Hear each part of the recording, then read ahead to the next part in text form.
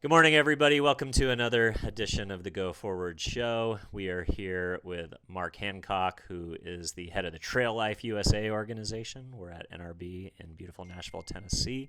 Mark, Yes. thanks so much for coming on, sir. Great for being here. Thanks. For having me You on. want to tell me a little bit about who you are, what you guys do, and what brought you guys to NRB? Yeah, well, I serve as the CEO of Trail Life USA. Okay. Trail Life USA is the Christ-centered, boy-focused, charactered leadership. Oh, I love it. So adventure kind of like the organization we won't name, but Formerly known the as. secular version, Yeah. Yeah, Okay. and we started about 12 years ago when Amazing. it appeared that the Boy Scouts are kind of Yep. going to be losing their way, and we knew that churches and parents are going to be challenged by Yep.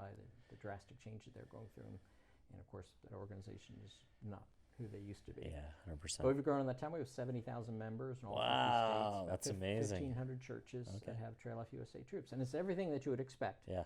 from an outdoor organization, awards and uniforms and patrols and camping and hiking and adventure and all that kind of stuff. But those two things, that we're Christ-centered, Yep. we're unapologetically Christian. We're not just an outdoor organization having a Christian experience. Yeah, yeah. We're It's at the heart of it. yeah, it's at the heart. We're an organization that has a Christian mission, but uses the outdoors to turn boys into godly men. I love that. And it works. I mean, if there was a better way of turning boys into godly men, I would do that. Yeah, And they then call it the rite of passage, right? Exactly. In many male cultures, where the men go away and they do something, in order to come into manhood, and a big deal. Exactly. And that's the second part of it. That's different. That makes us different from that former organization formerly known as the Boy Sure. Scouts. Is that we're boy focused. We Yep. believe that boys and girls are different. Yep.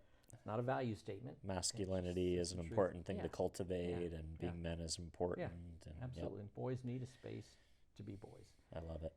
And they're surrounded by these godly men, and so boys get to see what it looks like to be a man. They see the relationships between the men. They see that's what it means to be a brother, to care about a man, Mentor. in a Christ-centered environment. So. I love it. That's very cool. All right, so what brought you to NRB? Why is NRB an important place for Trail Life to show up and be part of the community? Well, it's a wonderful watering hole. First of all, everybody comes here, so you get to meet old friends who come in every year. It's kind of you walk down the hall and you get to say hello to people that you may not see the rest of the year, but you get to kind of connect and see where they are in their ministry or their lives or their families and those sorts of things. And then, of course, these kind of opportunities to be part of podcasts and broadcasts and that love that everybody's in one place here, and you just move from booth to booth and do these interviews. So it's a great opportunity to, and I know for podcasters and such, it's magic for you. Oh guys, yeah, too, so. we'll walk away with 50 pieces of content Yeah, this week. look So at you. And you take the rest of the year off. So. right. I wish I could say that's true. Off to New York after this, but we haven't talked a lot about your background, but you did make a comment off camera about being an advertising executive. It's interesting. It's my background, and it's also the background of the prior guest that came on. I'm starting to develop a suspicion that you and I are guilty, that we spent our career selling things, and now we want to give back and get more involved in be able to use those storytelling talents for good, and to give back to organizations that we think are important, but also to evangelize our worldview versus consumerism. Be curious of kind of how did your background as an ad man kind of dictate what you were going to do next in life, and how do you take that sensibility of being a storyteller from Madison Avenue to telling the story of Trail Life? Yeah, wow, you really tapped into something there, because I was 22 years old when I started in an ad agency. Wow. And it blew up. That's so it was cool. Regional, we had offices in Florida and in Atlanta. And so I was traveling, as 22, 23, 24, 25 years old, traveling around. We specialize in auto dealerships. And we developed a product that really sold a ton of cars. And we Moving metal, as they say. We just blew up because there's a network of auto dealers, and so it's real easy. So these guys come together from different regions and different areas, and they talk about all the Ford dealers will gather here and have a meeting. They're not competitors, not in the same city. Yeah. So it was beautiful because my dealers would go in there and say, "Hey, you got to I tried this. You got to do this thing." And so we just blew up. That's amazing. And it was really too much for a guy who was my age and that level of maturity, the amount of traveling that I was doing. And I mean, I'd walk in, and a guy would say, "So, where's your boss? Do I get to meet your boss? I'm kind of my boss, you know. You're looking at him. Grew too fast, went through some life crises, and encountered Christ. Wow. And that changed everything. So cool. And so at that point, when I got a couple of master's degrees in mental health counseling, marriage and family therapy, marriage and family therapist for a while. My wife and I invested in real estate. I was a pastor, a homeless ministry director, just still trying to decide what I want to do when I grow up. Yeah, sure. And I somehow got part of this movement when the Boy Scouts was going through its thing of people who said somebody needs to do something. Yep. And I was not in Boy Scouts as a boy, but my sons were in Boy Scouts, and because we were a homeschooling family, I didn't drop my boys at anything, you know. So I sat in the back of the room. Funny thing, Dylan, is that they asked me one time, said, "Would you be in leadership in the troop?" And I said, "No, I don't think I'm called to leadership in a boys' organization." But I got drawn into this trail life thing, and from the beginning, you know, we don't point to a founder, but I was there at the beginning with a group of people, and I stepped off the board of directors to lead it as a CEO in 2014 when we launched. Wow. And so it's just been that journey. A course that I couldn't have picked out. You know, if you had said to me when I was whatever age, any age, sure. up to that moment, do you This think one day you'll be leading this? I'm like, no, I'm not even qualified to do that. I'm not really if I would not have hired me based on my resume.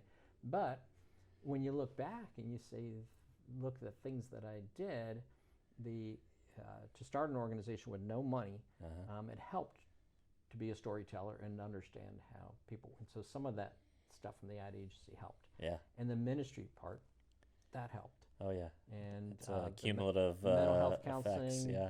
that I'd done for years. My wife and I were foster parents, all that stuff. So it started to look like, you know, that kind of, I wouldn't have picked me. But it makes sense in some way. It kind of makes sense. Yeah. And so God kind of took all that stuff and said, okay, let's do this with you. And that's been kind of my journey. I love it. And are you an outdoorsman yourself? I'm becoming more of an outdoorsman. I bet you. I did all the camping stuff when my Yeah. sons. Like I said, we did some the Appalachian portions of the Appalachian Trail, and I've done paddling down the Missouri River and rivers in Pennsylvania, and so yes, I enjoy that stuff, but I don't have time to do it because we have 70,000 trailmen that I'm helping to encounter those kind of things. So I wish I did more. I've got a paddle trip. 2 paddle trips planned this year. Let's go. So yeah, I'm excited about that. That's amazing. All right. One of the big things of NRB is AI and how AI is democratizing the storytelling process, continuing to lower the barrier to entry for either Christian storytellers, writers, film directors, etc., to compete with Hollywood and tell bigger and better stories. It's also giving organizations an opportunity to punch above their weight class and create more impactful marketing messages to get their word out. Curious how you guys are using it, if at all, today. Are you a skeptic? Are you an optimist? And if it is saving your organization time and money, how are you reinvesting that time and money in allowing people to do more strategic things? I love that question because it is so new, and we encounter even on our staff people who think it's the devil and people who just don't know how to live without it. Yep. So it's an interesting time. I hearken back to I was in the publishing world at the time that ebooks and e-readers, and I saw the publishing industry get slaughtered by this new technology.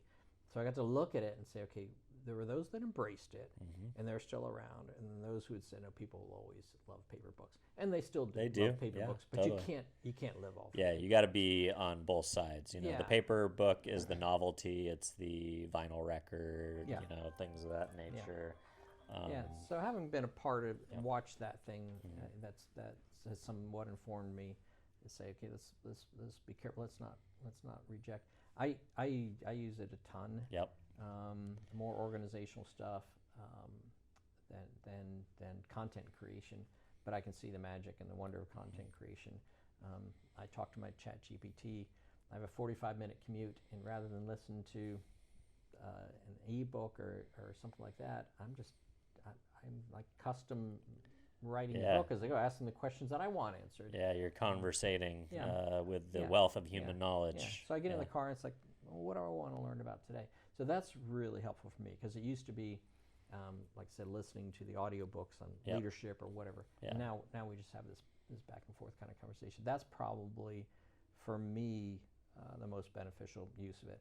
And the organization, of course, we're using it to manage data. When you have, we have a dedicated troop management system that we built that has a ton of data for 70,000 members, as you can imagine, all the badges they've done, their health stuff, and anything that has to do with them participating in the program, calendars, events, all that stuff. And it's helpful to be able to query that database in a way where it used to be, can you give me 16 spreadsheets? Yeah, so now you can figure have this out? conversations We with can have data. conversations. We can talk to our spreadsheets. So that's really helpful too. I can say how many troops did we start of October in 24 that were Baptists and had attended a homeschool convention, and we can ask that kind of stuff. Where that just so from a marketing standpoint, it's like I'm not sure I could run an ad agency today, based on the technology. It's just moving so fast.